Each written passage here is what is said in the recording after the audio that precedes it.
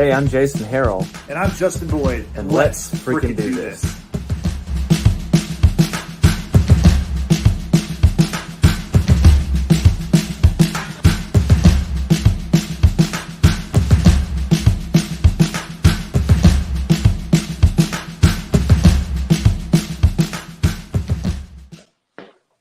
Welcome to episode number 15 of Let's Freaking Do This. My name is Justin Boyd. And once again, I'm thrilled to be joined by my good friend and musician, Jason Harrell. You know, Jason, usually I ask you how you're doing today, but let's talk about your weekend. How was this past weekend for you? Why don't you tell the audience what you did? I don't know. You were there. I was there, but tell us all about it real quick. I played with Jarrett Ray Reddick Band at the State Fair of Texas and ate some corn dogs.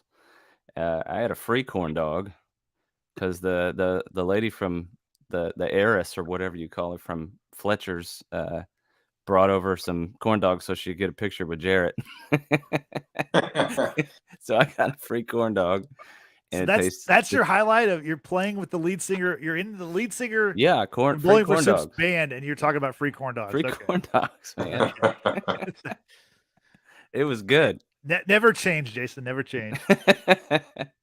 So I was at the show. It was a great show. The music was awesome. And speaking of great music, why don't you introduce us to today's guest, Jason? Yeah, we got Lucas Jagneaux from originally from Mansfield, Louisiana, now residing in Manny, Louisiana, right down the road from Derek McClendon. How you doing, Lucas? I'm doing great. How are you guys doing? Very good. Very happy to have you on the show. Pretty good. I'll say pretty good. I'm not gonna say very good. I'm very happy you're on the show. I'm pretty good because I'm annoyed at this cough, but we're gonna push through. That cough will get you, man. Always annoying. Yeah. So Lucas, you've got a new EP that just came out recently this month. Got a new song, and it's already got like 5 bazillion streams on it. I'll tell you what. I have been spinning that song for a few days now. Yeah. Tell us all about Honky Tonk Heart, the EP and the single. And just tell us about that. So Honky Tonk Heart was the lead-off single that we obviously dropped it before we ever even, I won't say before we had plans for the EP, but way before we ever put the EP out. We put this out at the end of January of this year. We got billed on Mile Zero Fest as a full band act for the first time. I'd been there a couple times acoustic, and we really wanted something to provide to the people, you know, to make a little more memorable experience. So we decided to put some music out, and we had Honky Tonk Heart recorded previously a couple months before that. And man, about the song itself, it was written by my brother and drummer, Tobin Jagneaux. He wrote every word. And when I play that song at song swaps or acoustic shows or anything without him, I always make sure I say that I can brag on that song a little more because I didn't write it. And I can talk about how great of a song it is without sounding cocky and arrogant. But yeah, he wrote it, man. And when he first played it for me, I couldn't possibly tell you when that was. I can't remember if he sent me a memo or he played it for me in person maybe, but I remember knowing from the first time I heard it, I was like, we've got to do that song. We've got to cut that song and really work it out and play it live and push it as far as it'll go because it's such a great song. It really is.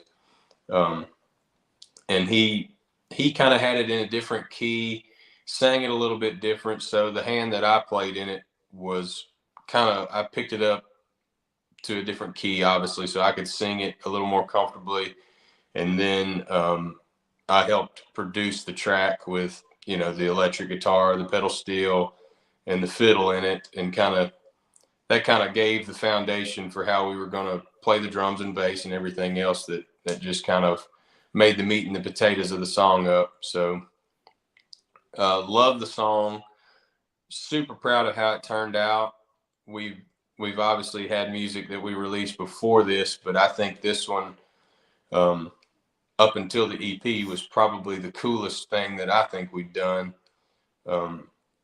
As far as capturing what we believe and stand for as musicians, you know, It was just country music. Yeah, it really has like an old school, like 90s kind of country feel to it. For sure. And that was kind of what we were hoping for, shooting for, going for, and what we wanted to capture with eventually the EP that we put out too. So Tobin wrote the song, and you said you changed the way it sang a little bit. Is his voice like quite a bit different than yours? Yeah, I would definitely say there's a bit different voice there. He's not naturally a singer, although he can carry a bit of a tune enough to, obviously present the song. I wouldn't say that he, has ever claimed to be a singer of sorts, but he just, I don't know really his process behind writing it where he did, but he likes to say he only knows a few chords, so I guess that may be why he he put it where he put it. I mean, but you only need to know a few. That's right. 3, right? You just need 3. I loved it. No, it was perfect to me. So we got a comment here from Yeehaw, Texas. It says they love the new EP and A Different Light with Seth Jones. All right. So well, thanks for listening, cool. Yeehaw. Appreciate that. So the EP, so you dropped the EP early this month, and it's got 4 tracks, correct? That's right. And then your first album, which came out just a few years ago, how do you think your music has changed or progressed since your first album came out in 2019? Oh man, leaps and bounds. If you ask me, it's I feel like it's gotten more focused, more conceptual. Maybe is a good word. We really put a lot of thought into how these songs fit together on this EP. A lot more than we put into the record that came out in 19. I'm super proud of a few songs that are on that one, but we also there was a really long period of writing time on that album, like songs that were written in 2012 and 13, 14, 15, all the way up till the time we had it finished. And I kind of think that may have contributed to, I wouldn't say that it was completely, random and just separated, but I think there's a lot more similarities between the songs on the EP than there are songs on the record. And the quality, obviously, in our musicianship and ability to hear and produce what we desire the outcome to be has grown substantially since we tracked those songs. As like I said, we were kids, man. We started recording that album back in 15 and 16, and it just took that amount of time to get it finished. Whereas this was like, let's rehearse it, let's produce it, let's go to the studio and track these songs in 2 days. Yeah. I would say so. You did y'all have another producer for the first one? We did. I would say kind of maybe a co-producer for sure. He didn't take all of the reins, but he really helped out where we needed that creativity that we didn't possess at the time. Like his name is Travis Mott. He's a super, super musician from down in South Louisiana. I mean, probably one of the most phenomenal fiddle players that I've ever met. I remember being impressed. We went down and he had like 14 Cajun fiddle championship on his wall. And things that he'd won in consecutive years, and he plays accordion and guitar too and drums. And I mean, he's just all around one of those guys that just knows music. And he really helped with anytime I was struggling with a lick that I wanted or, singing the harmony lines. We didn't hire a harmony singer on that album. I did all of it. So where I was confused as to how this ought to go, up, down, left, right. Yeah. He really provided that ear and that expertise to kind of guide us through that. That's cool. Yeah. The production on this new one is spectacular. And you did that one by yourself? Yeah. Again, I can't take all the credit. We we did the pre-production as far as figuring out where the music would be and where the licks would go, and kind of any instrument that that we didn't track, we wrote down that we wanted it in the song. And the guys at Rosewood kind of did the same thing as Travis. They helped us kind of see, when we track the songs, we started out with just the basics. I would run an acoustic and vocal scratch track just to get us on the tap tempo, right, on the lick, sorry. And kind of our workflow is, while I'm doing that, the drums are laying parts, the bass laying parts, and the steel's laying parts, and then I go back later and do electrics and whatever else. But as we would get finished with one, they would ship it out to the guy down the hall, and he was in the other little studio room putting mandolin and organ on it. Yeah. And it really, he did all that by himself without any direction from us, and it really made a couple of those songs what they are, you know. Yeah. And you told, I believe you told me when I saw you out at the was it the county line? County line. Yeah. Yeah, I believe you told me that if there's fiddle on it, you put it on there, right? That's right. Yeah. Since The Worst Thing About Texas came out, I've done the fiddle tracks on our songs. But prior to that, Travis, the guy I was just telling you about down in Lafayette, he's the one that cut the fiddle on the album and anything previous to that too. Yeah, I guess if you get like a, what'd you say, 14-time fiddle Yeah, champion, yeah. I take advantage of it. So Lucas, you're based in Louisiana. In fact, your one of your taglines is Louisiana based, Texas bound. Now I noticed you've got a lot of, you have a song called Dallas. You've got the worst part of Texas, which is also a great song. What are your ties to Texas? I mean, obviously you're pretty close to Texas, right? But is there any other kind of what's your draw to Texas, I guess? Man, so firstly, yeah, we're about 25 minutes to 30 minutes from the state line from where I live right now. And growing up playing music, being an original artist. Well, first I started out as just a cover artist like anybody else, playing other people's songs. And we kind of made our rounds around Northwest Louisiana for a while. We played some South Louisiana shows, and the more we started writing and listening to other things that were impressive at the time. All these artists and songs were coming out of East Texas and Central Texas and stuff like that. And we knew that market was very geared toward and being open to original artists who could come and actually get people to dance to something you'd written. And I'll never forget, probably we've been playing Texas gigs for a couple years, but I do remember it was before the record came out. We went and played a wedding reception in Comfort, Texas, which is, pretty close to like Lukenbach and all that down there. And we played one of our songs off the record that was called Ever in Louisiana. Yeah. And we played that song at home and kind of had a few people that dug it or whatever. But I can remember the whole dance floor just packing out at this wedding in Texas. People had never heard this song, and they're all spinning around and two-stepping to our music. And it was just like, man, this is what we want. This is where we belong, Yeah. So that's got to be a good feeling to have that happen. Oh man, it was second to none. Obviously that's what you want if you write songs. Maybe not everybody, but for us, our heroes have always been songwriters and performers. Whereas, some people may just write to write, have that outlet of artistic expression, but we desire to entertain and make a crowd dance and enjoy what they're doing.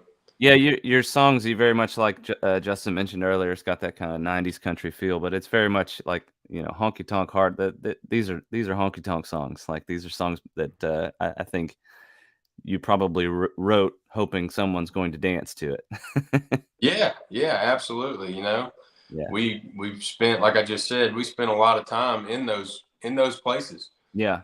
In the bars and the honky tonks here at home. And then when we first started kicking down doors in Texas, that's where we went. You know, Yeah. that's just the natural tendency because of the music we played and Right. the music we grew up on. You know, that's kind of, I love Keith Whitley.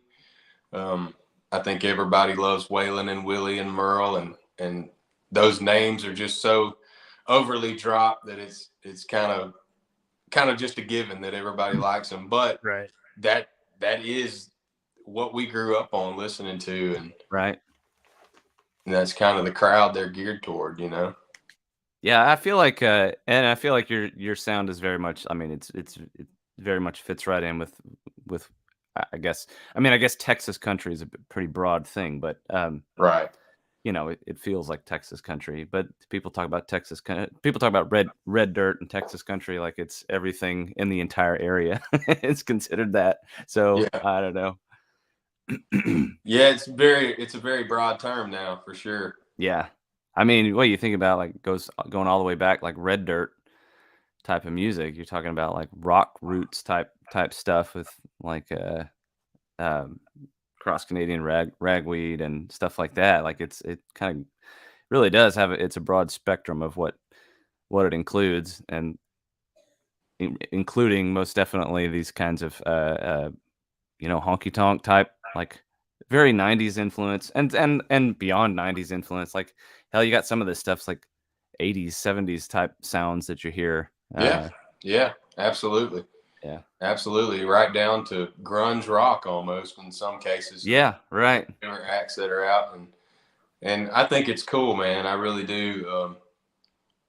In a way, I guess in a way you kind of want some sort of dividing line to say that this is country and this is not, or this is Texas music, this is not. But at the same time, it's still such an open avenue for anyone and everyone to create without getting smothered. You know, I mean, if everybody was trying to go to Nashville to make country music, well, chances are few and far between you're going to get up there and get a record deal. But yeah, around here, you can go tour and travel and release and record and do whatever you want, pretty much. I mean, yeah. So it's cool that everybody kind of has that opportunity. Yeah, I suppose there's probably some value in terms of booking acts together and things like that when you can sort of bill them in the same style. But I think I mentioned before on the show that I think mostly genres are kind of like an invention of marketing. Like it's really just a matter of like, how can I mean, same thing. I guess booking would be a form of marketing, really. But like you're just kind of figuring out the best way to pitch your product so that it can, you know, be seen by the right people. You know. Absolutely.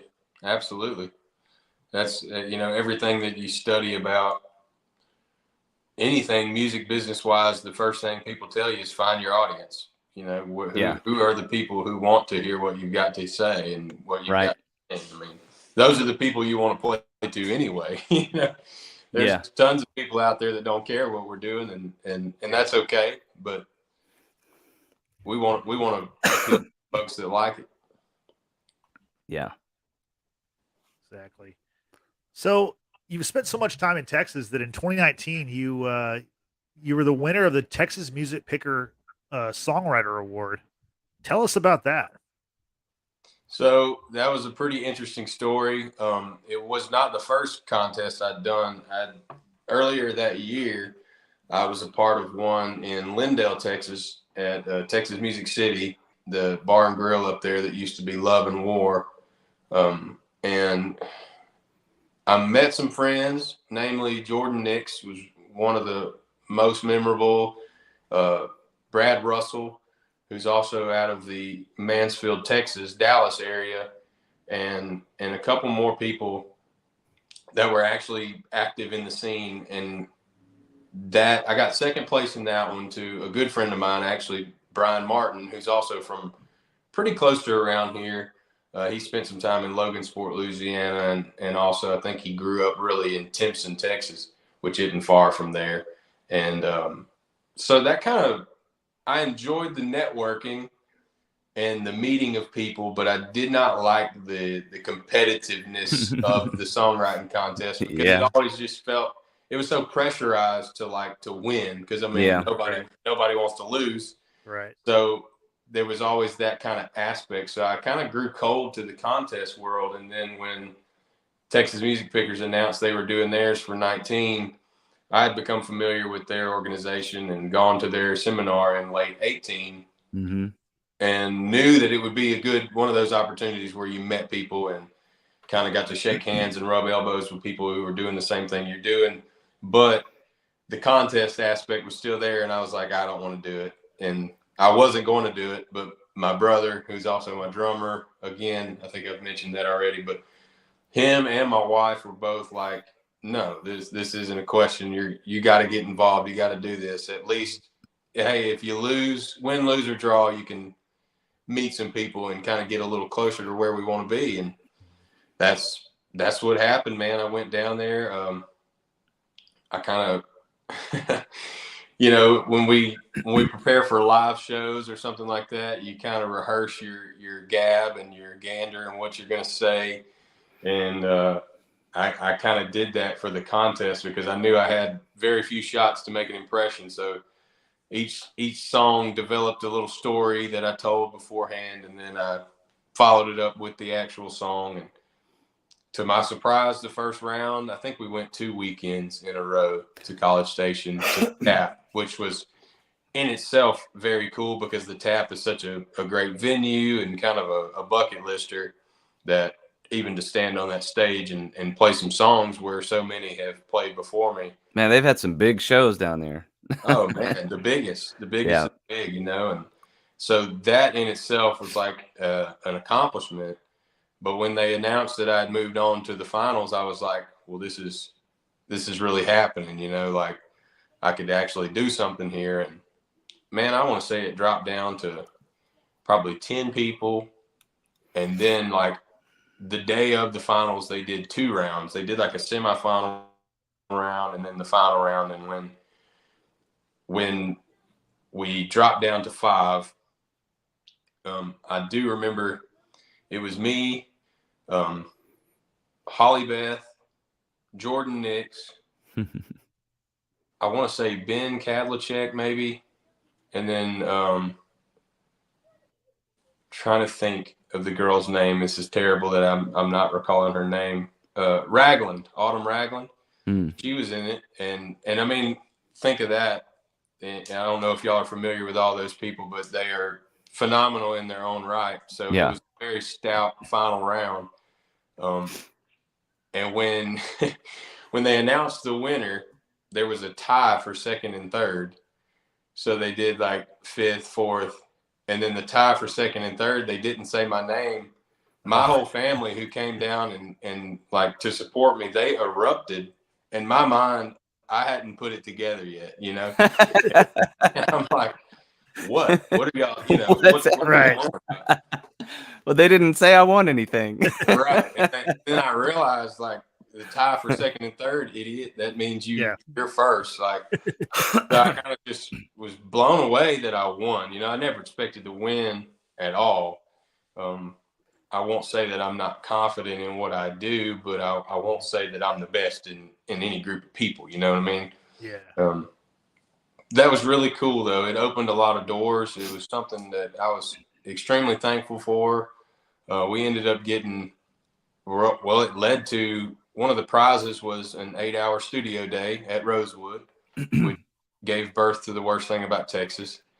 We had a single ready that we dropped the next day, because win, lose, or draw, we were like, now that we've got some attention, let's put something out.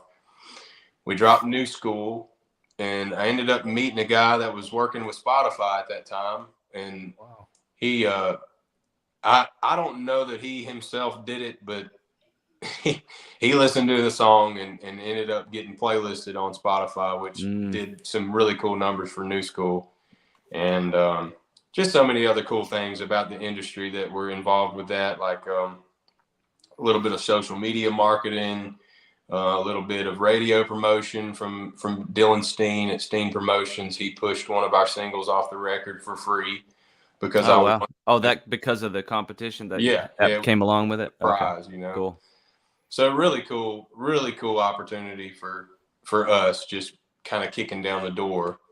The To kind of backtrack on that, at that point, we were brand new in the sense of the Texas music scene, but we had been playing live and putting out music for, at the time, probably 8 years. So we felt like we've been paying our dues for a long time, and it was kind of well deserved, but everybody else was like, who's this new kid on the scene, so it was kind of a moment to wrap your mind around, I guess. It's um, I'm sure you know that Zane Williams song "Overnight Success." Yeah, that's right. Yeah, nobody saw the backstage, all the stuff that went in behind the scenes. Yeah, So, right. but Yeah. really great opportunity, man. And like I said, probably one of the coolest things that it led to was the connection with the studio, because we put out what I thought and what I still, even though I love Honky Tonk Heart as much as I brag on that EP, Worst Thing About Texas was really great too. It was a good recording, Yeah, it is. So it's the same place, same studio you're working? Yeah. Okay. Yep, that was the first one, and that was kind of the shoe in to continue working with those guys. Yeah. Is that in College Station? It's in Tyler. Oh, in Tyler. Okay. Yeah. I feel like you've probably been asked about this competition a million times, so I hope we're not treading too much ground that you've already covered. But no, I like I said, man, it opened so many doors. I'm thankful for it. I still am, and kind of wish I could go back and relive it sometimes, because it was such a mountaintop experience of victory, I guess, not only in the sense of winning the contest, but in kind of a step up the ladder in the scene. So I was just curious, do y'all you mentioned you had Dylan Steen promoting for kind of like promoting the single, I guess, for as a part of the competition. Do you still have like a radio promoter that you work with? We don't, man. We have, I guess, with the explosion in digital streamings and stuff like that, it's just always seemed kind of like, I won't say unnecessary, because there are definitely guys out there that have some good success with radio and terrestrial radio, stuff like that. And they chart, they win awards and all that. So I think there's some value there, but I just don't know that we've ever placed a lot of eggs in that basket. Right. Just because, again, back to, finding your audience and appealing to the people you want to appeal to. Like, not a lot of people are listening to the radio anymore. I mean, yeah, I mean, and it's been that way for years. I think for me anyway. I haven't really, unless I'm just like hopping in the car to go right down the street, and it's too difficult to get my stupid phone to connect to the like this morning we were listening to the radio because I was taking my daughter to school, and my stupid car for some reason keeps forgetting my iPhone, and so like it can't connect to it anymore. Unforgivable. So I listen to the radio, but like I don't know, somebody has not recently, but I've been told that radio is still relevant in the sense, in the sense that people still listen to it, but also in the sense that a lot of these like playlists, even on like Spotify playlists and like some of the playlists that people want to get on, are kind of like informed or fed by like kind of what's going on in radio as well. Right. So, and I know that people still sink a lot of money into radio promotion.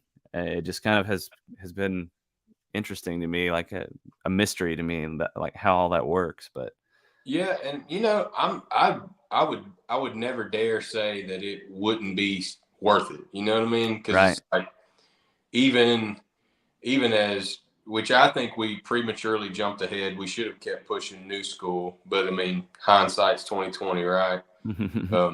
We jumped on to Counting Yellow Lines, which we wanted to get out, and we put that one through on the radio promo, and it was cool, Dylan got it up to, man, I think it hit number 77 or something on the charts. So I mean, top 100. Yeah. And that's cool. But I don't know, and maybe we didn't do it long enough, but I don't know that I ever saw any real tangible like evidence that it was a career maker. Yeah. And maybe it was the song too.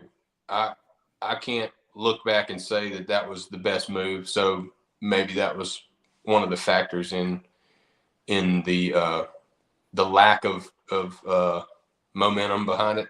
How much time was it between those two singles? Let's see. So we dropped the single in July, which was the day after I won the contest, and then the album came out in October. So there had been, what is that? 3 months? Yeah. Probably a little more by the time we got it all processed and out moving to radio. So 3.5 to 4 months later. Yeah. Which New School was still climbing. It was doing good on Spotify, and we probably should have just kept pushing that one till the wheels fell off. But yeah, I don't know. I mean, I certainly don't know. Yeah.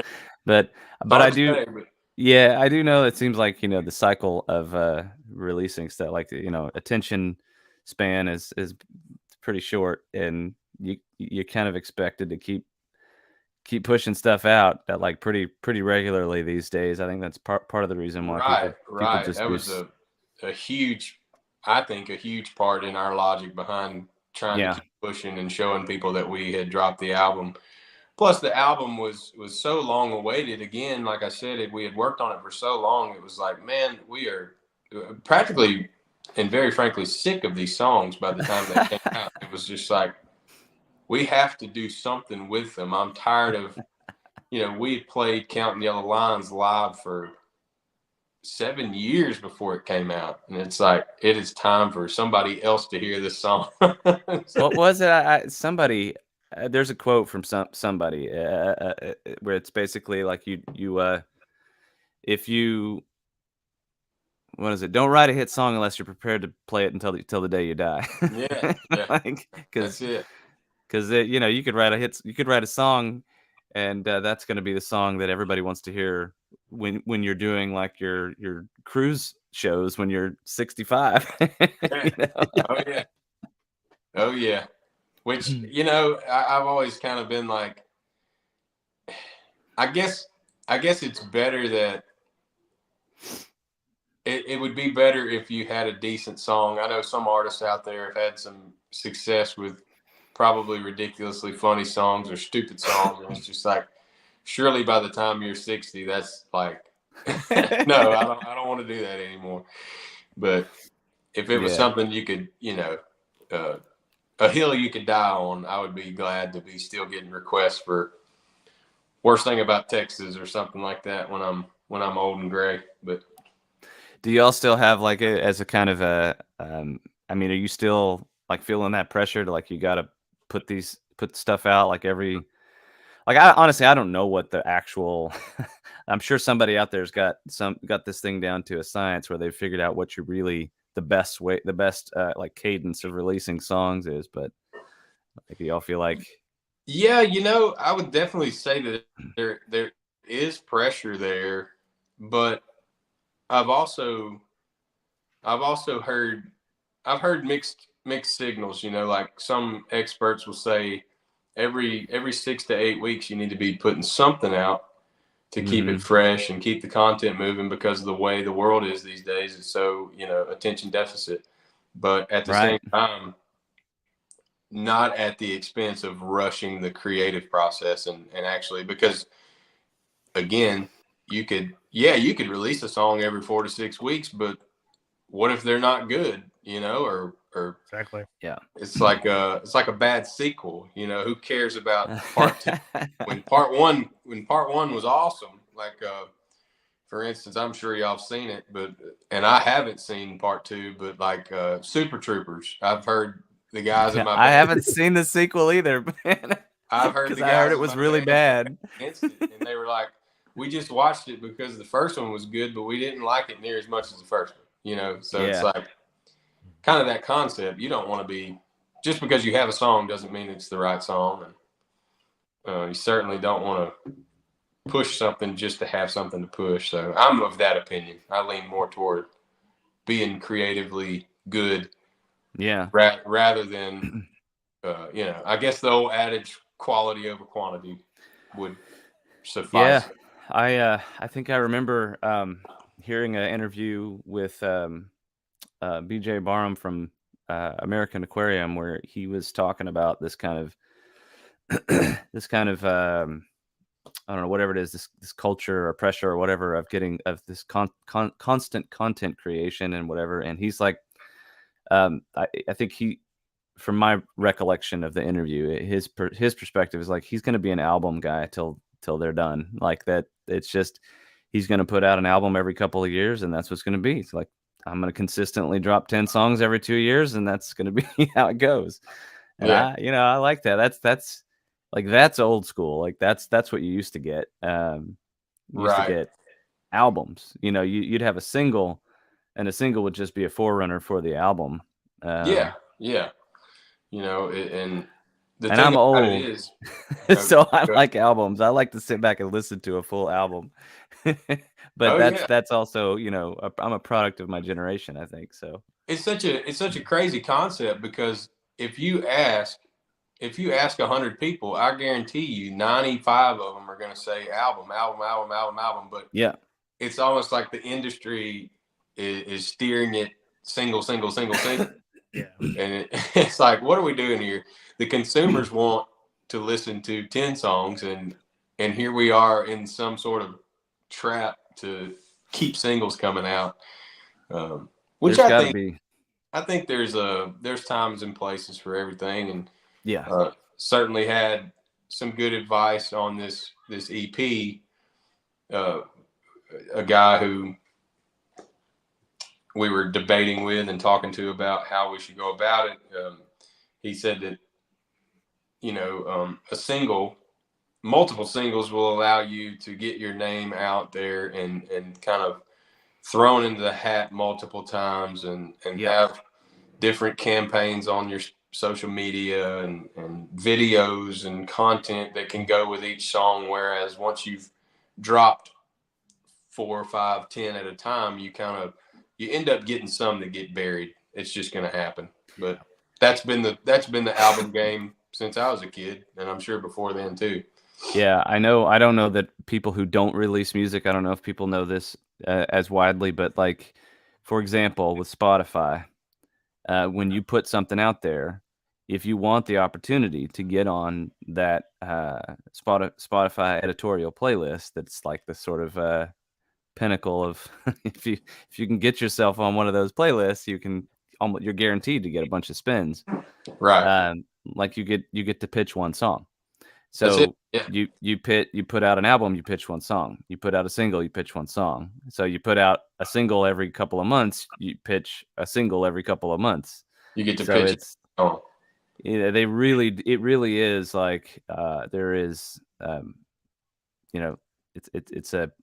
it's an industry thing where you're now expected to put these singles out instead of albums. But like you said, like, consumer and maybe it's, I have no idea. I don't know what I'm talking about, but maybe it's like, maybe like if you think about like, what do I like to sit back and listen to an album. So like I just recently got a really nice vinyl turntable and like 6 boxes of records from like the 70s and 80s. And I will just sit in there for hours, just put one on after another. And I'm listening to the whole thing through. And I would spend money on that, right? But if I'm going to be driving to my daughter's soccer game or going for a run or whatever, I can't bring that album that I bought. So, I think it's just, maybe it's just a product of the streaming thing. It's just. Oh, absolutely. Absolutely. I mean, I guess that was monumental in the swap over to iTunes, because people, even when you dropped an album, people would buy one song off of it or something. Yeah. Right. For 99 cents or whatever. Yeah. And now we'd love to get 99 cents a song. Yeah. Hey, we try to push the downloads for sure. I mean, ROI is much higher on a download than it is a stream. That's for sure. Yeah. So, Lucas, a little bit ago, you were talking about how kind of a way to fill that content gap is with social media posts and with videos. I've noticed that you've got official videos for basically every song that you put out as a single, or at least recently. How do you like doing videos as opposed to the writing process of a song or playing a song? How do you like the aspect of like you're kind of an actor in your own music video? Like you're playing the song, but you're also like you're telling a story visually, not just through your it's audio. awkward, isn't it? A little bit. It's very awkward. It's very awkward. And in fact, I was talking to a guy recently, a videographer, about getting some ideas thrown around for another one we've got in mind. But at this level in the game, like I don't know how big artists like you got your Luke Combs and Cody Johnsons and stuff like that. I don't know the level of their involvement in production of a video, but when you're independent, we write the script, we get the scenes, we kind of direct, I guess you could say. I'm no director, so it's kind of it's a very strange world to navigate. I enjoy having it. I do wish, which I think everybody probably feels this way if you create any sort of music or a video or something like that. I wish I could see it like other people see it. And when you've stood there and kind of framed up the shots and the ideas behind it, you're not going to see it how someone else sees it. So that you kind of lose the first look appeal of it. But I do enjoy making the videos. I'm by no means an actor or a producer of video, but I think they give life to the songs that otherwise wouldn't exist. So I enjoy having them. Do you think having the you were talking about like your radio? Maybe I don't know. Maybe this is a tough question. I don't know, but like you're talking about the radio, like you didn't really see much tangible like career changing type impact of it. Do you? What are you seeing from the videos? Like, what do you see as a return on those investments? Because I know they cost money.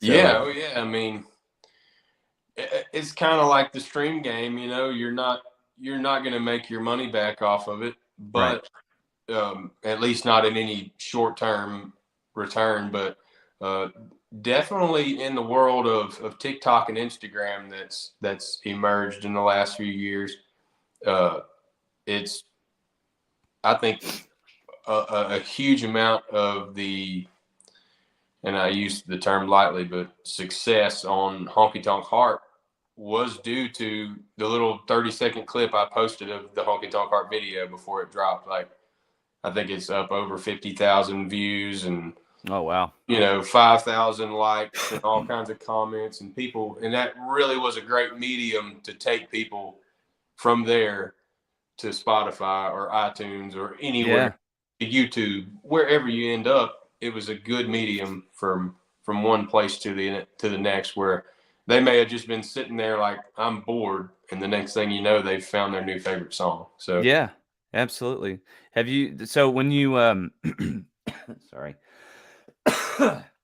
when you put that, like when you put that on TikTok, I don't do TikTok. I don't do the TikToks, but when you put that on there, like, do you run some kind of campaign so that you can sort of track like conversion from like watching the video to clicking the link and that kind of stuff? Or I haven't, man, and I'm sure you can. I'm sure someone with a little more knowledge and experience in it probably knows something I don't. I know you can get on there. TikTok is pretty cool about the stats and the analytics of it, because I mean, you can see how many people have viewed your profile. You can't really, I think you can see that on Instagram, but like TikTok will actually show you who it was, and you could therefore probably take that information and DM them a link or a message, a thank you, or anything like that really wouldn't be available on another platform. But no campaigns yet.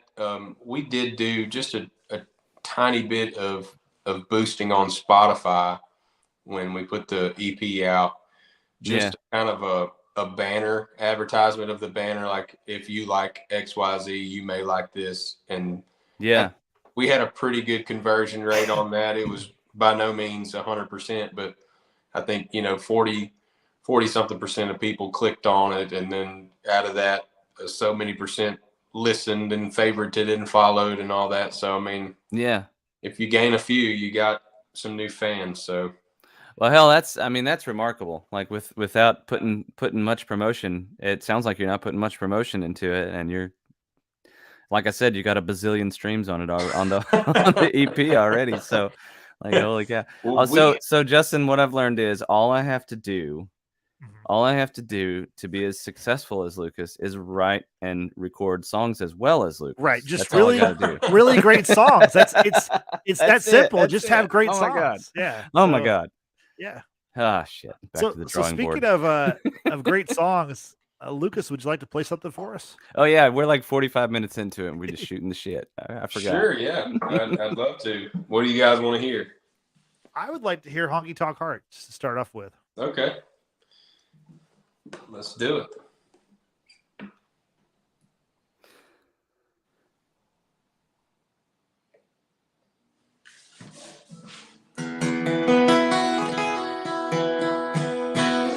All right.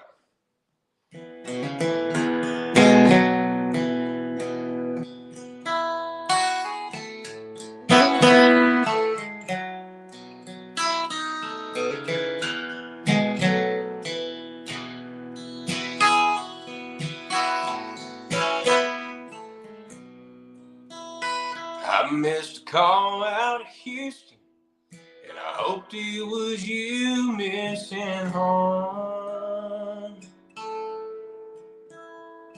But I know hoping's useless ever since you've been gone. Hard as I tried, I couldn't help but cry when your taillights faded into the dark. 'Cause all songs breaking my honky tonk heart. And now Neon Moon just gives me the blues, and it always lights up a spark.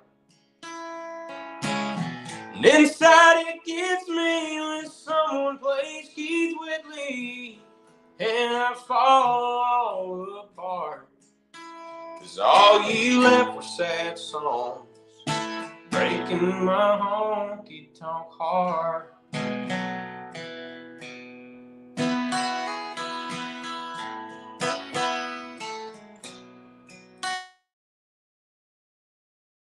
No doubt still picks up from miles near the state line on Saturday night. But all our favorite songs, not singing along, just don't sound right. I keep shaking my head at the words left unsaid and the thought of seeing you in this bar. Left for sad songs breaking my honky tonk heart. And an old flame burning gets my mind turning, wondering where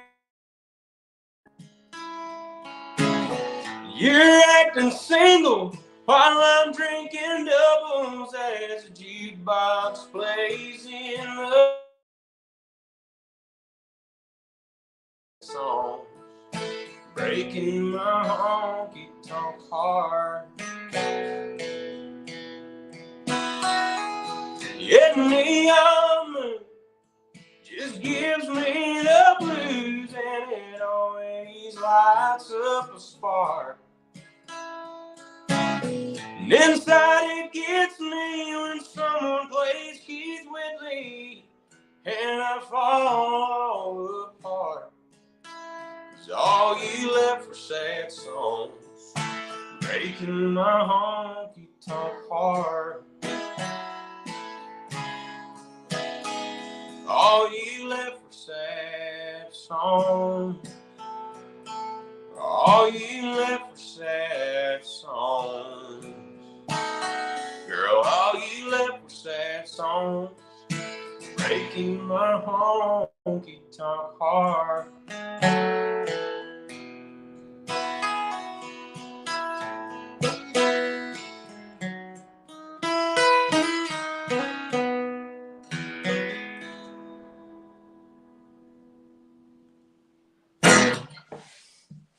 It's a great song. Yeah, that's a great one. I Thanks, love the guys. line. Yeah, I love the line where it's you're acting single and I'm drinking doubles. What a great line. Oh yeah, man, it's brilliant. It's brilliant. Once And again, you said I think that's a really cool concept that Tobin was able to capture. You know, I don't know what came first, but the girl, all she left were sad songs, and then he proceeds to use those sad song titles to make get that point across. You know? Yeah, Justin, that's a song. I don't know who made it famous. She's acting single. She's acting single. Not drinking doubles. Yeah. So it was kind of I can't say a stolen lyric, but it was but that's the whole like the whole point of the song. Yeah. Like it's all the sad songs, like you said. That's right. So once again, your brother, who's the drummer, he wrote that song. Yeah. Let us know who else is in the Roadshow. Bates Bell on the bass guitar, really good friend of ours from Mansfield, Louisiana. Grew up with Bates way before we were ever musicians at all. Just playing ball, and we lived across the street from one another at one time, and we used to go camping and hang out and do all kind of stuff we shouldn't have done together. But our pedal steel guitar player is Waylon Salter. He's out of Florine, Louisiana. Now that's a country name right there, Waylon Salter. That's a country guy. And of course he plays pedal steel. He plays pedal steel. He's a farmer. He's a farmer by trade. He grows crops. He cuts hay. He raises cattle. I wouldn't have expected anything else. I mean, the whole 9 yards. The whole 9 yards. So, but he was actually a guitar player in another band around where we're from, the Justin Merritt Band.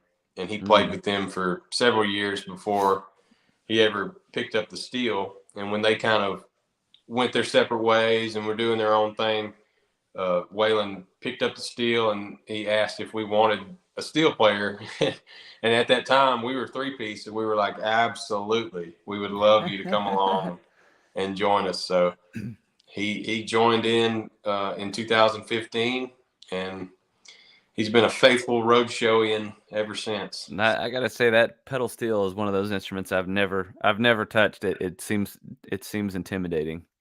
It's a machine. You got levers with your knees and stuff, right? Like he's got to push the levers. Yeah.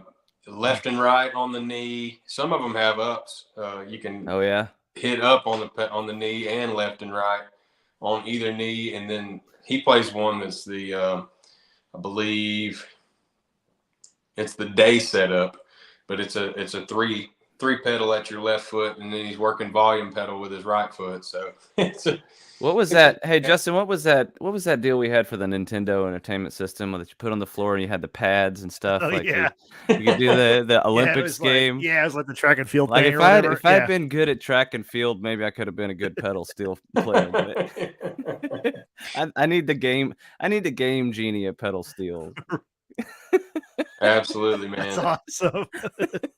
Give me a game genie so I can play the pedal steel and I can fake it. There you go. The cheat codes, yeah. Cheat codes. Yeah. Cheat codes. You were saying up. You can do the up lever and the down. I'm like up, down, left, right, BA. Start. Yeah. It's honestly impressive that people play the thing. I mean, yeah, I've sat behind it a couple of times on different people's, on Waylon's obviously a couple of times, and then some other guys that I've been around in the past. I've tried to sit down and play them, but you know, let me see something. My battery's getting low. Uh-oh. That's not a big deal. If y'all don't mind taking just a pause, I'll plug it in. Yeah, go for it. I'm really proud of myself for that Game Genie reference. That was, that's your best joke yet. So, Jason, while we're waiting for Lucas to Oh my God, the phone charge, let's talk more about your weekend. You played the state fair with the Jarrett Ray Reddick band. You're the fiddle player. I mean, you're not just the fiddle player. You play multiple instruments. I played the fiddle and the banjo and the mandolin. I don't know if that'll be the same setup going forward. I actually asked earlier today if we're going to have the same set list for the next couple of shows, but I don't know.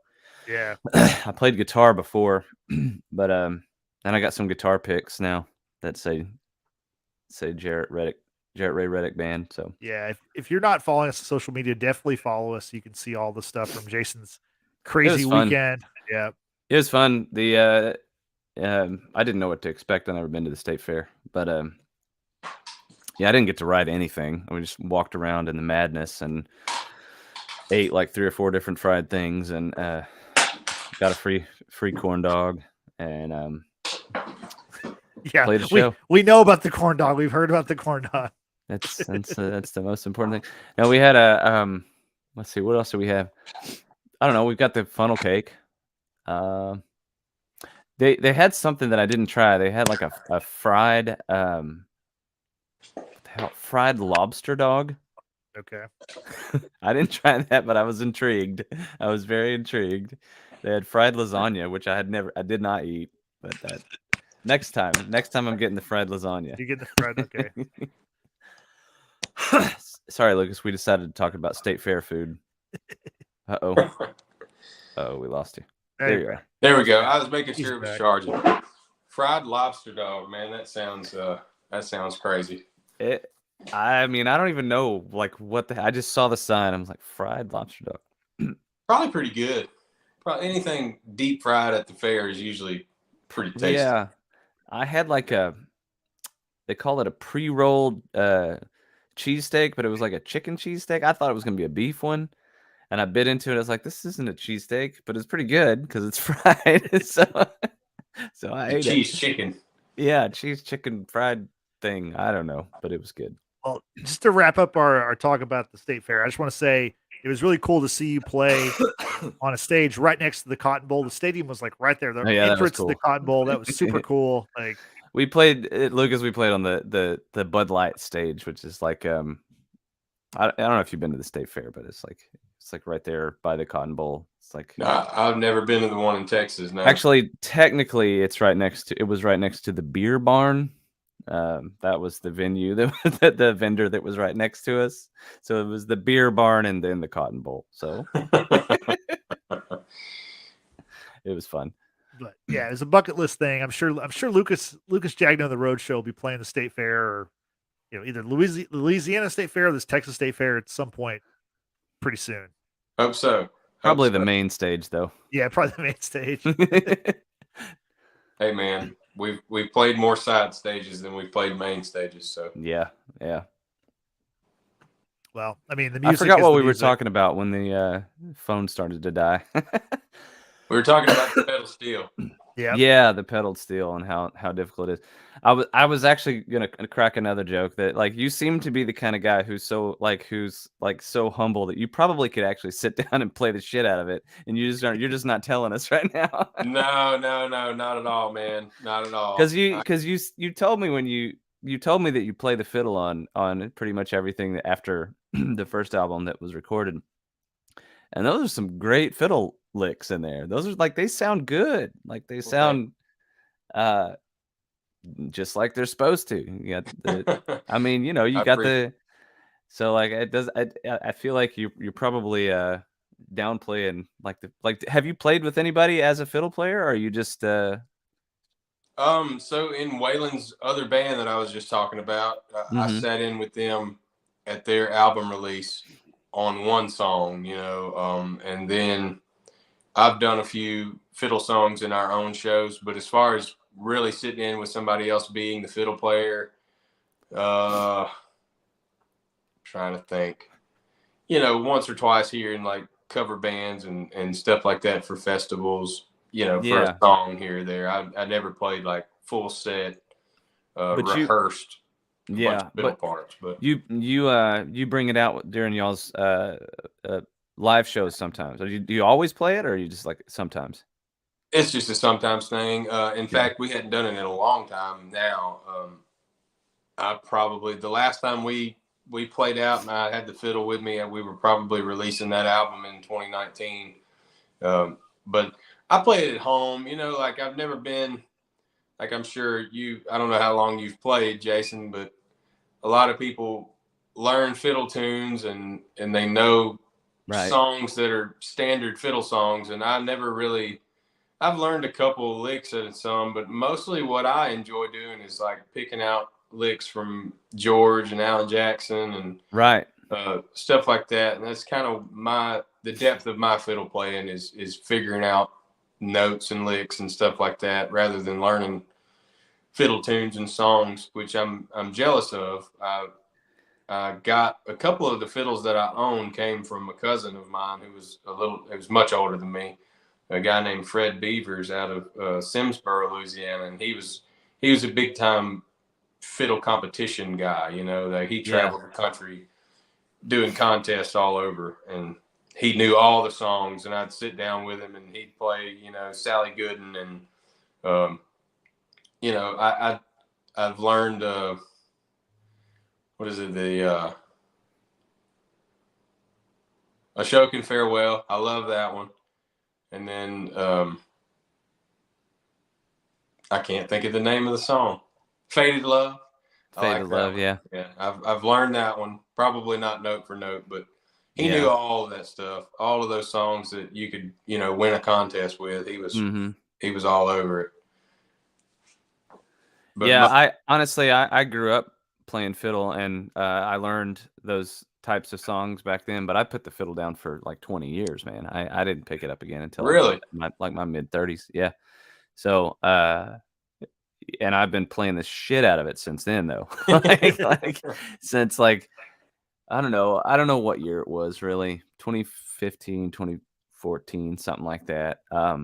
But man, for a long time, there wouldn't a day go by that I didn't pick it up off the wall and just mess with it, just screw with it. And I wasn't sitting there trying to learn, like you said, like I'm not trying to learn like standards or whatever. I'm just like fucking around with what I'm listening to on the Spotify or whatever, Right. So, I played this past weekend. I played the banjo. I had a lot of technical difficulties with the banjo, but I mean, it wasn't because of what I was playing. I've never played the banjo on stage in my life. And you waited to like one of your biggest shows here to do it too. So. Yeah, I've got a plan now. The whole problem was that the pickup that I had that my wife had installed on it, we didn't have it like permanently installed. So in the transition of picking it up and everything, I freaking knocked the thing off. So I had to switch back. I had to switch back over to fiddle, which I'm much more comfortable with anyway. But yeah, man, it doesn't matter if you know the standards, whatever. Just learn it for the song. Like that's I think that's the thing. And I'm surprised, like because when you pick up the fiddle in a show, what's the reaction of the crowd usually?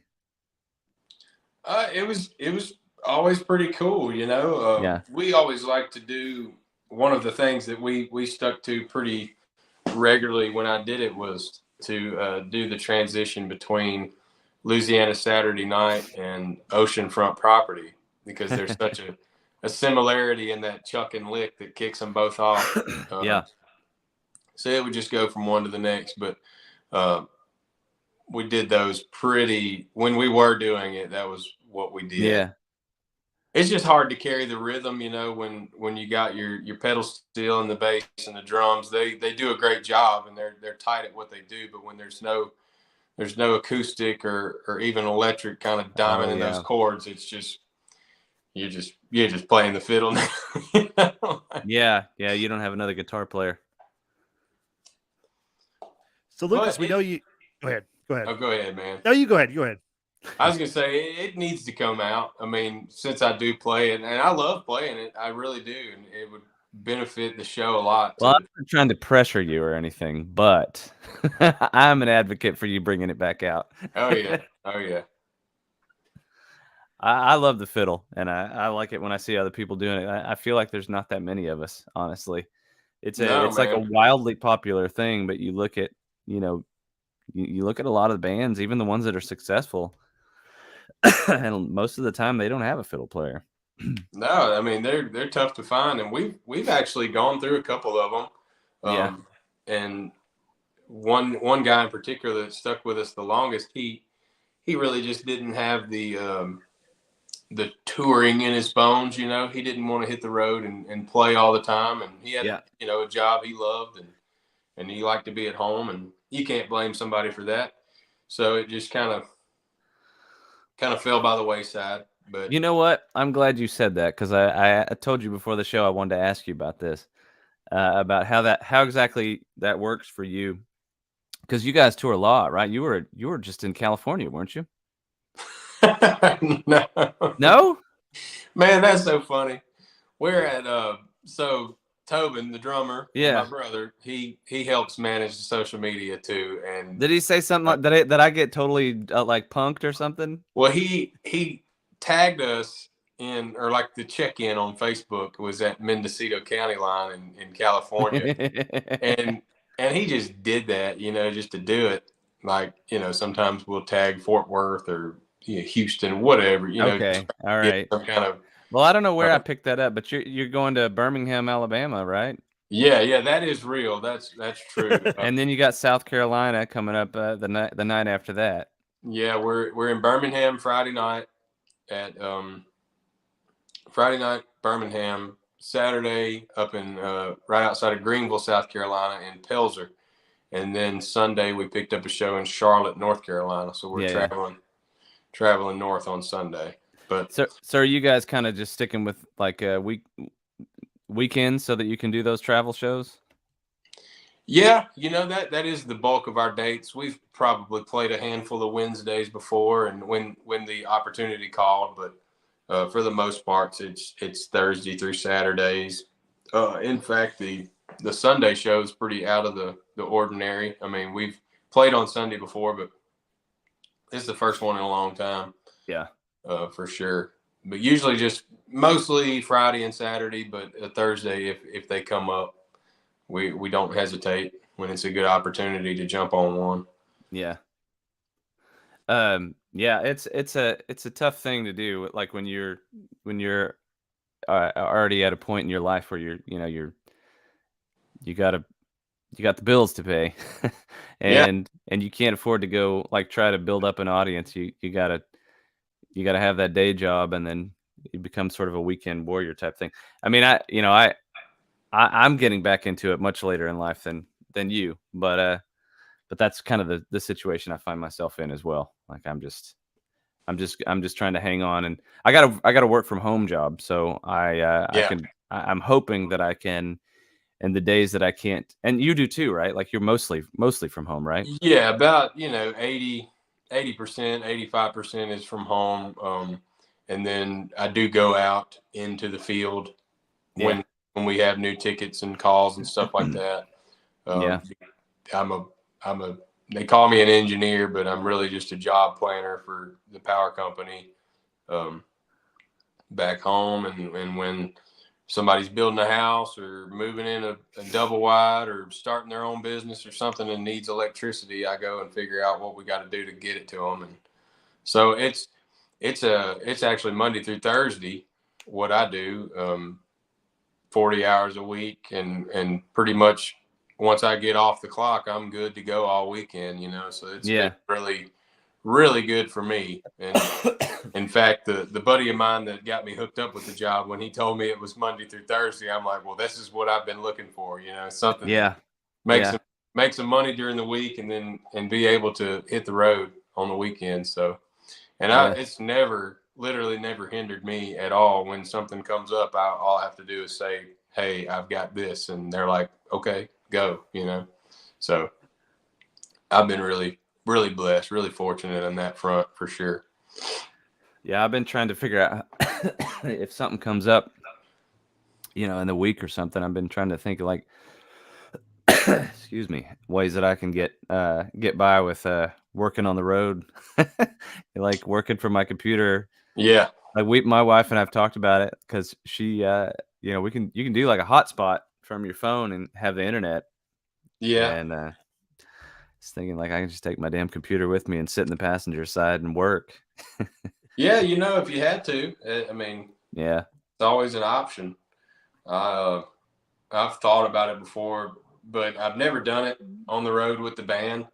Yeah. Simply because there's just hardly any free time, and once we hit the road, it's pretty much we're scheming and plotting to film this and shoot that and yeah, sound check and set up and do the show and try to get something to eat in the in between, and it's always something. Yeah, it would be really difficult. It'd have to be like very intentional and strategic. Right. Well, I feel silly that I said you were in California. No, dude, no. I don't know where I thought I saw something that you were in California. It absolutely said we were. And in fact, on this past Saturday, my uncle, we were at my nephew's birthday party, and my uncle was like, How'd you get here so fast? Like, I thought you were in California. We just saw on Facebook you were in California. I was like, what? But it was because Tobin had tagged us there. Well, you know what? He wrote a good song, so you gotta forgive him. That's right. He's also your brother, so. Yeah.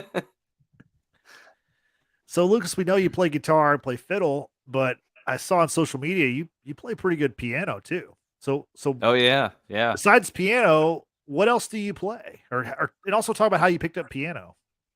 The piano was believe it or not my first instrument. Okay.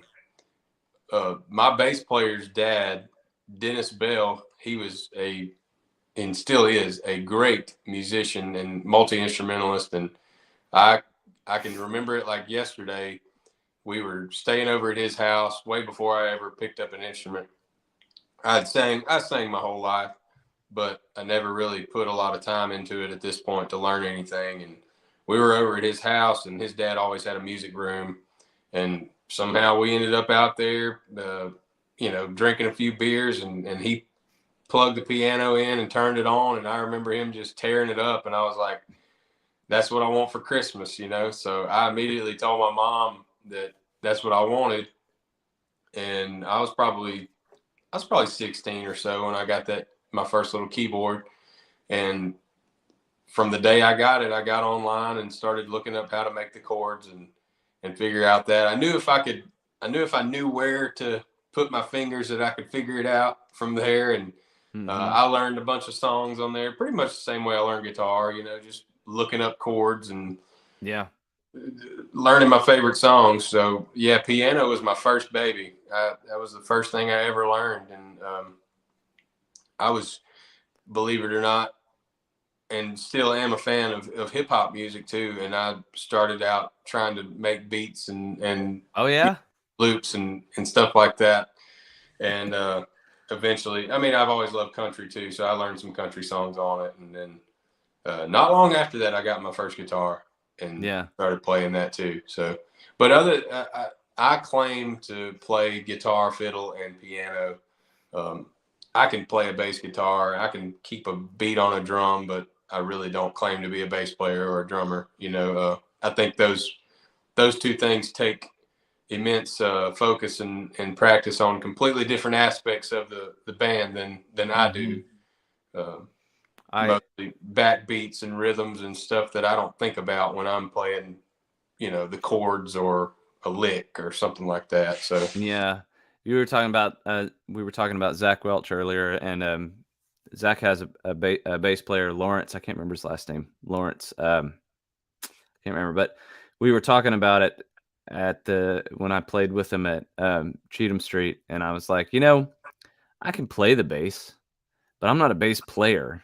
Right. Like Absolutely. I can play the bass, like I can play the right notes, and mostly stay in the right rhythm.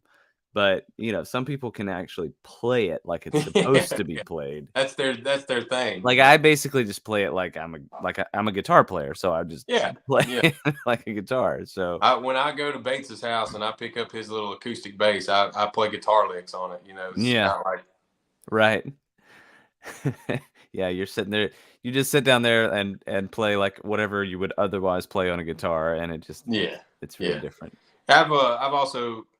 I don't own one. I wish I did. I should own one, but I've tracked a mandolin, which as a fiddle player is identical to the tones on a fiddle. So I mean, all your layouts and scales and chord shapes are right there. So I knew that from fiddle, so I just transposed it to the mandolin. It's funny, it is, but when I switch over to like the mandolin, if I want to play rhythm on the mandolin, you're not usually playing 4 strings at once on a fiddle.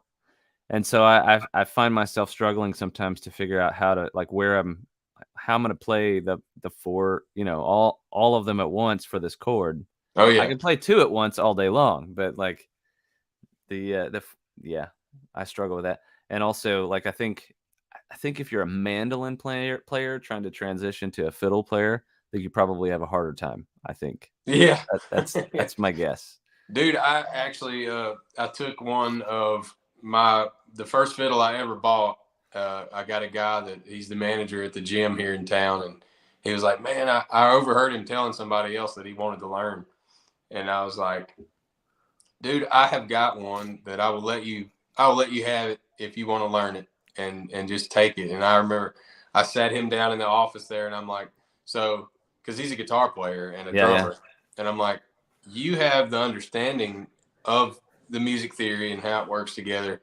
So that's not going to be a problem. I was like, where the fiddle is going to kill you is the technique. I mean, it is altogether different to learn how to bow. Yeah. Even bowing alone is a crazy. I'm still learning how to do it. I'm still learning how to do it like the right way. Like, because long notes and being able to like chuck it like you're talking about that rhythm, like it takes so much of a different approach with everything that you do. Right.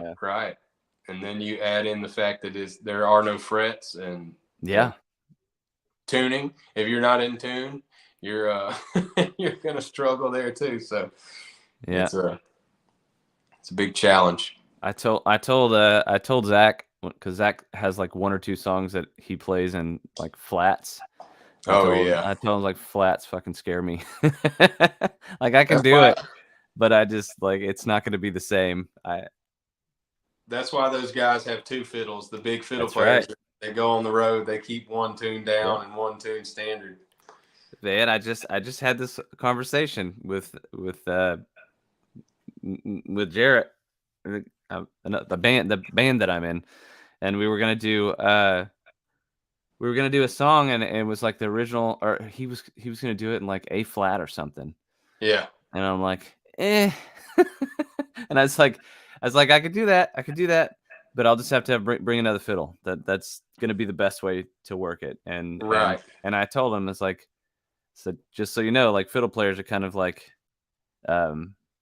flats are scary for us because you can't play those open strings, So I think we decided to change it to actually just A instead of A flat. Make it easy on everybody. Yeah, make it easy on me. So Lucas, would you like to play something else for us? Yeah, man, I'd love to. Get this thing back up. I saw it kind of flashing earlier. Did we lose anything from Honky Tonk Heart? We might have lost a little bit, which is so weird because we've. Uh-oh. What is that? We got some extra sound on Lucas's end. It sounded like a garage door opening. I'm pretty sure it was. He's in the garage. Yeah. That's funny. It sounded good though, right? It sounded. Yeah. The internet didn't mess up on the garage door opening. No. It'll mess up as soon as he strums a chord, but yeah, I mean the conversation's been like pretty clear, and it's been a Right. great conversation. But then he started playing his hit song, and it's like Yeah. the internet's just like the somebody's- internet's a cruel mistress, you know. Like you can't you can't trust it. You know, I don't know if you it really had need it. anything to do with it, but when he started playing, I was gonna look up something related to one of his songs, and, and as soon as I started searching for it, it started screwing up. So I don't know if it has anything. I don't know if it could have anything to do with mine, since it goes through the same. Yeah. Like we're all on the same stream. I don't know. Honestly, I'm not sure either. But All I right. he's back. Yeah, definitely the garage door. Whoever said that, you nailed it. Jason got it. Nail on the head. But yeah, I don't know. You guys want to hear something new or something that I've had out for a minute? Jason, you choose. I got to choose the first one. Yeah. I mean, I would love to hear some. I mean, I like the idea of having something that hasn't been put out on our podcast. So that's Okay. Yeah. Let's see then. I'll do.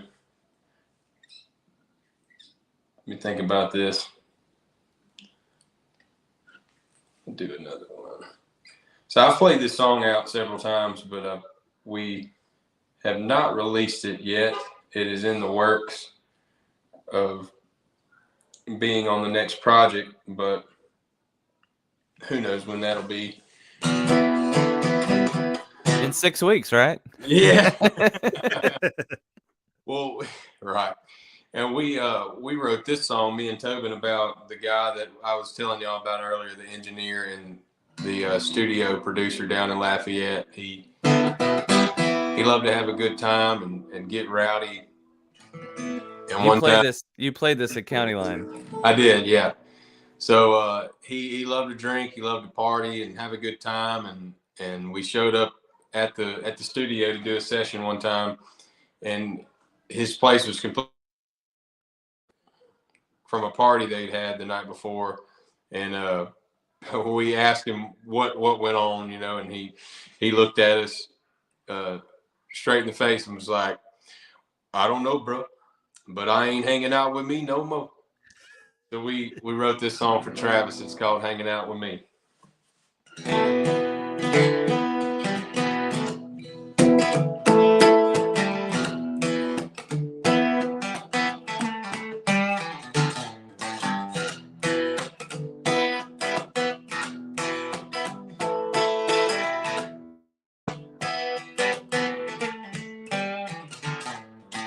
Is it really 1 o'clock already? I didn't go down till that sun started to shine.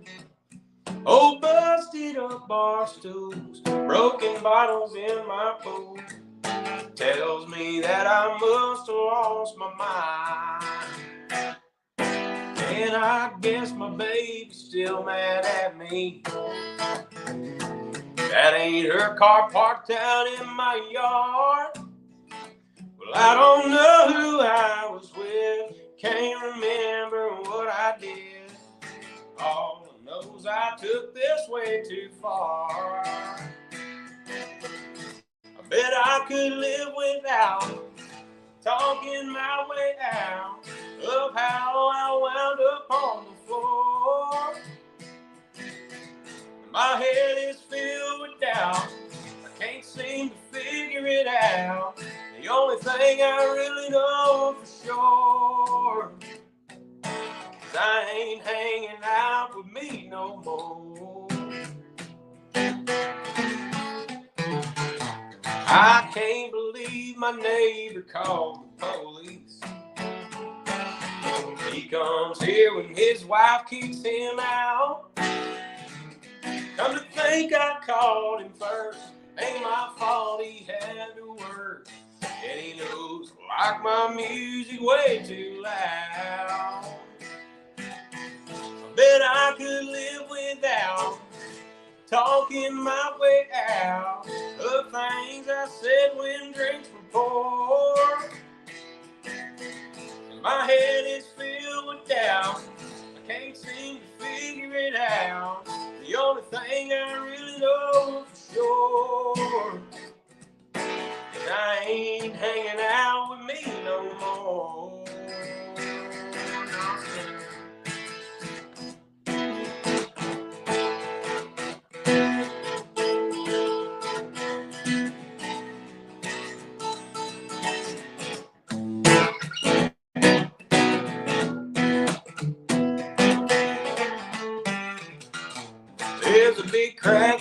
phone, but it's still ringing.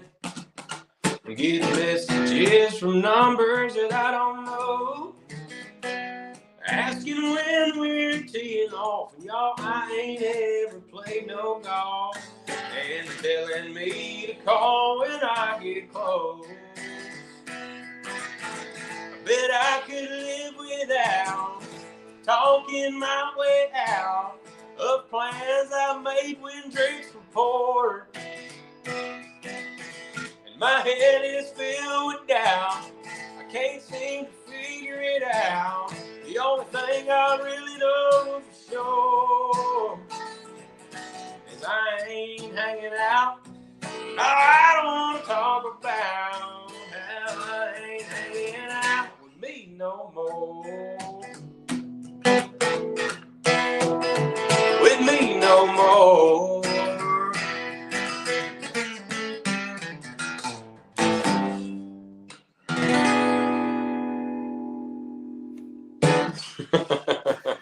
All right, that's a great song, and I think I would hang out with you.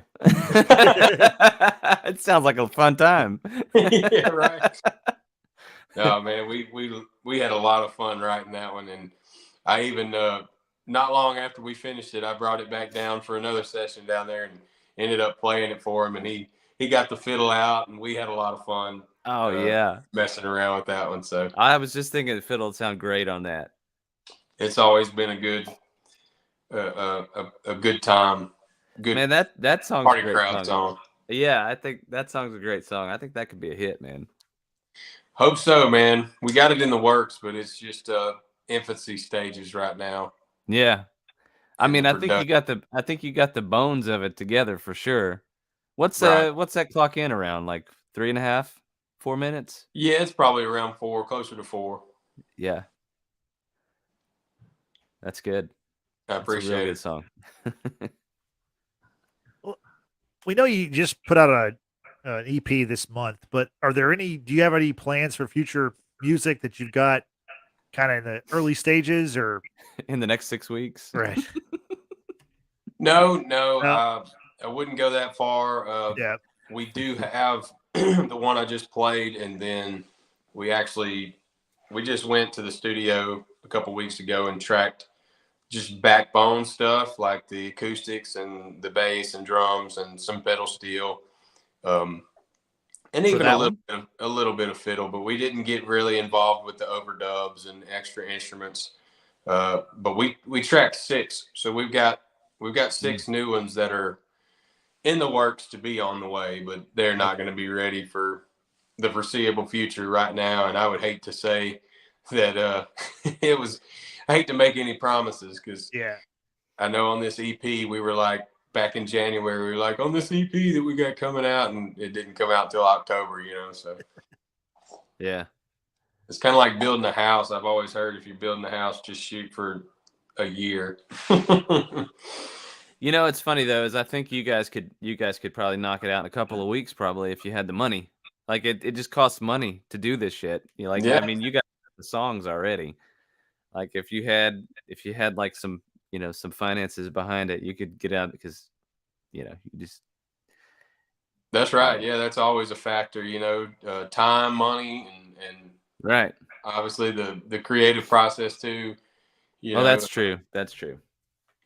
Because we even did some, like I said, we did a little bit of overdubs on some of it, but we rehearsed the backbone. So when you're not rehearsed and you're not, some of these cats out there that live in the studio can just lay down a track within a few minutes of hearing a song. But I kind of like to comb through them and listen to them and decide what I'm going to do with the guitar or whatever, so it's just like, even the dubs that we did, I'm almost like, well, we'll probably scratch that and redo it once we know what needs to be there. Yeah, it's almost like you kind of go in there and do a demo, even though it's maybe not your actual reason for doing it. You kind of end up with like like a template for what you want to do. Absolutely. I forgot what I was going to say.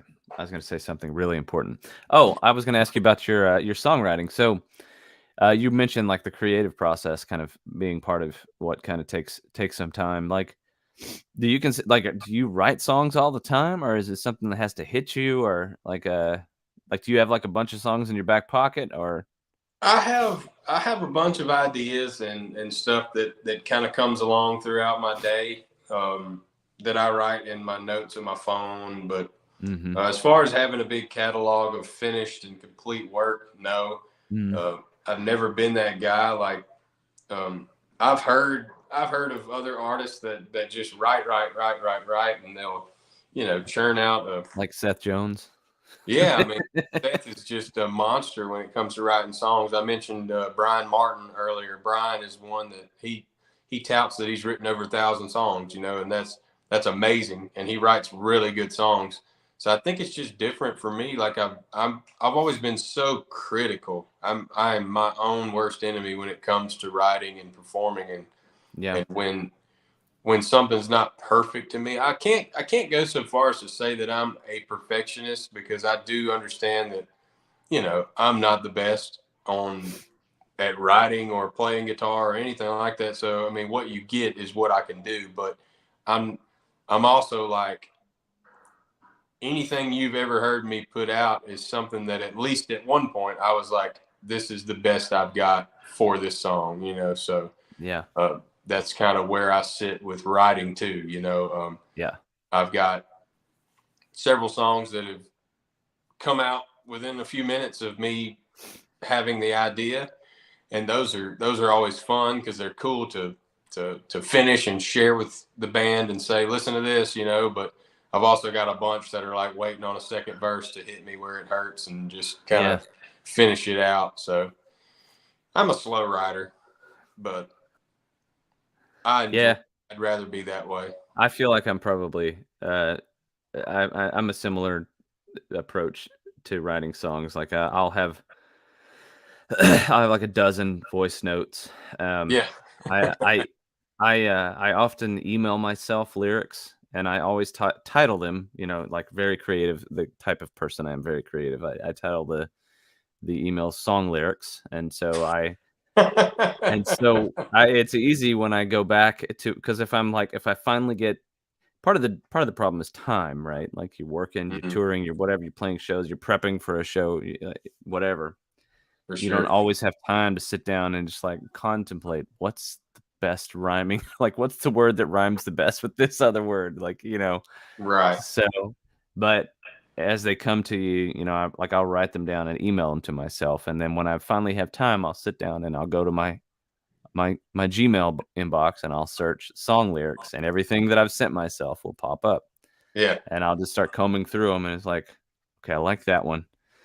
Here's another one that had nothing to do with that other one, but they kind of go together. So I'm going to put that shit together. Yeah, no, you got to mess sometimes. You got to put a couple of them together. I've done that before for sure. But I rarely does inspiration just like strike me like lightning and I pop out a song. Like sometimes I do. I have occasionally, but not often. Yeah. And I'm definitely not I'm not the kind of person that can say I wrote 1,000 songs, where, because I don't even know what that, like, how do you write 1,000 songs? It's like saying you slept with like 1,000 women. Like, how do you even know? How do you even know? You don't remember. Right. But yeah, I think you use that app, the step counter on your phone. It's similar. Like you just gotta have your phone on you all the time. Yeah. Like you got your Apple Watch for right. It's got a new app for all the women, which I shouldn't have said that because my son was just walking past. The dangers of a podcast. So, Lucas, before we let you go, would you like to play another song? Yeah, I'll play you another one. Okay. I'll do the one that we've been pushing pretty hard on off of the EP now that it's out. And the Honky Tonk Heart's got some age on it now, so we've been kind of really pumping this one and hoping it gets out there. But this song was written by myself and Tobin Jagneaux and a guy named Drew Cooper down in Tucson, Arizona. Met Drew in New Braunfels, Texas last summer at the River Jam and became friends. and he pitched us this song idea in Stephenville one night last year, maybe early this year. Yeah, sorry. Yeah, earlier this year, probably around April or so, he pitched this song. And we put it together, did some production on it, took it to the studio, and got it ready to come out. And this one's called Somebody Like You.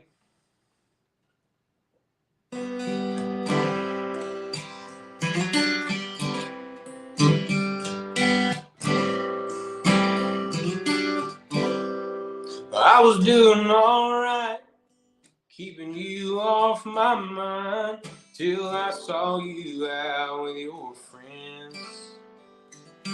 Yeah, I'd had a few, figured I'd make my move and find out how you'd been. But before I got there, and I could pull up my chair, some man pulled you out on the floor. And now I'm sitting here drinking, wondering what I was thinking, ever walking out the door. But what are you thinking, spinning around like that? You're supposed to be heartbroken, hoping I'm coming back. But you've been dancing around all over this town in the arms of somebody new. So I'm just sitting here drinking, wondering what I was thinking, letting go of somebody like you.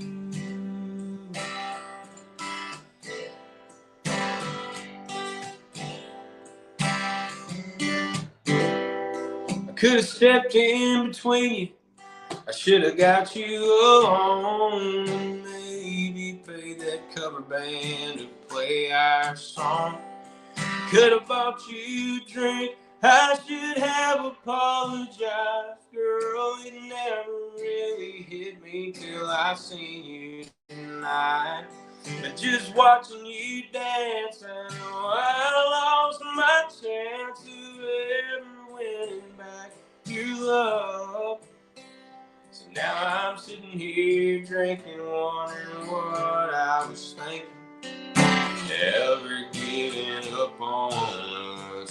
But what are you thinking, spinning around like that?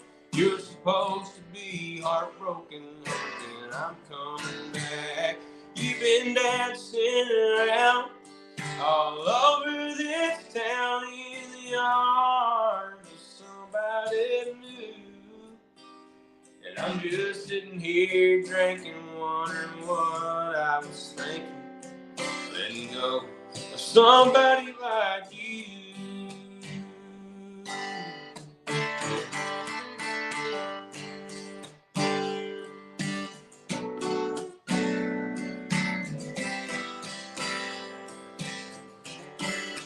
What are you thinking, spinning around like that? You're supposed to be heartbroken, hoping I'm coming back. But you've been dancing around all over this town in the arms of somebody new. And I'm just sitting here drinking, wondering what I was thinking, letting go of somebody like you. Girl, I'll be sitting here drinking, wondering what I was thinking, letting go of somebody like you. Yeah, somebody like you.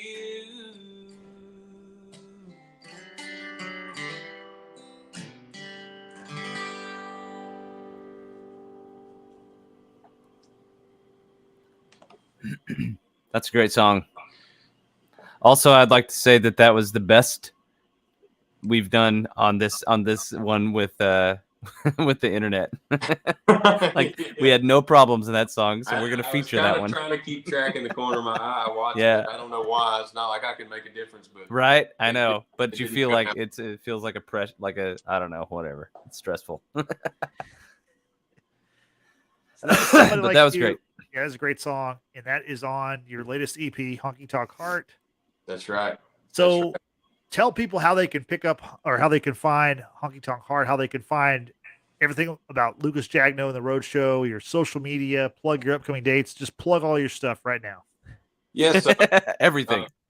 First and foremost, lucasjagneaux.com, which will pretty much branch you out to anywhere you wanted to go from there. And we try to do that on everything. So if you find yourself on our Instagram at The Roadshow, which Roadshow is spelled with the EAUX at the end, like my name is, at The Roadshow on Instagram, at The Roadshow on Twitter, Lucas Jagneaux Music on Facebook. Don't ask me why it's different. It's too late to change it now. But but yeah, Spotify, Lucas Jagneaux The Roadshow. Honky Tonk Heart is everywhere on Spotify, Apple Music, Google Play, Amazon, Deezer. I think it's on SoundCloud too. I don't have an account on SoundCloud, so I'm not positive about that, but I believe it's been delivered everywhere. And yeah, check us out. Check me out on TikTok too. I am a newbie to the TikTok game, but I've been trying to get that up and going at Lucas Jagneaux there. I think it's at the Lucas Jagneaux. Somebody had stolen my handle already when I got on there. So believe it or not, there's more than one Lucas Jagneaux, but so yeah, that's pretty much it, man. You can find us anywhere and everywhere. And like I said, we try to make sure everything is kind of a tight-knit web. If you find yourself at one place, you can get to another with relative ease. So very cool. Yeah, we really appreciate having you on the show. We'd love to have you back in the future. Absolutely. Appreciate you guys having me. I've really enjoyed it. Your songs are incredible. You're very highly esteemed amongst songwriter friends of mine. So I was really glad to have you on this show. So thanks for coming on. Well, thank you so much, man. I appreciate both of you guys for having me on. Yeah, this is our 15th episode, and I would say that you've been mentioned on this show on probably, I don't know, 10 or 11 episodes. Yeah, like I've various awesome. people. Yeah, they've dropped your name many times. So we knew we had to get you on the show. So that's great. That's thanks. awesome. Yeah. Thanks again to Lucas Jagneaux and the Roadshow. Great episode. And we want to thank you for, if you're watching this now or later on YouTube, do us a favor, like the video, subscribe to our YouTube channel. It really helps us out. We really appreciate it. We're also available on podcast platforms like Spotify and Anchor. So if you prefer to listen to us instead of watch us, you can do it that way. But hey, if you're on Spotify, you can also watch us. So check out the video portion on Spotify. Also, if you're on those platforms, if you could just give us a follow, a quick little review, 5 stars if you like, or 1 star. It doesn't really matter. It's all about, engagement. Just click buttons. We need the help.